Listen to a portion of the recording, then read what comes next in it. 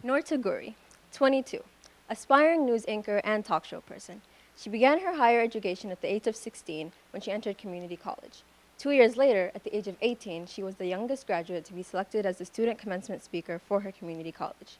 2 years after that, at the age of 20, she graduated from one of the top journalism schools in the country. She worked with CBS Radio, CTV News, and now with Newsy. She travels globally, both to cover stories and to give inspirational speeches to youth. She shows this success because she began by believing in herself. She says, being confident in who you are and what you want is absolutely important. And what people say and what society sets as standards is completely irrelevant to you and to your self-confidence. So, inspiration and leadership. As we saw in the case of Noor, inspiring and leading people begins by inspiring and leading yourself.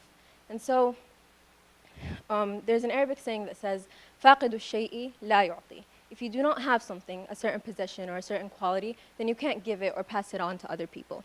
And so, with that principle, we say that if you can't inspire yourself, then you won't be able to inspire other people. And if you can't be a leader in your own life, then you cannot be an effective leader to other people.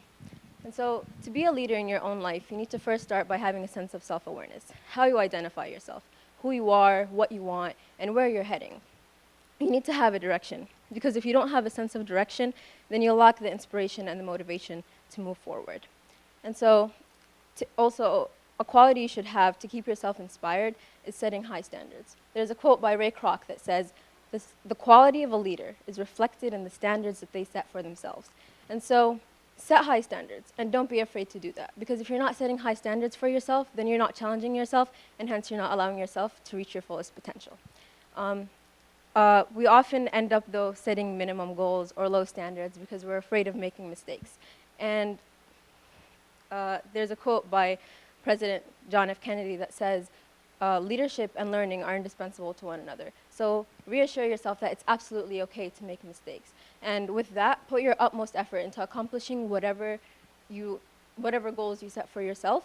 And with time, you'll come to find inspiration within yourself, and then motivation to move forward and to accomplish.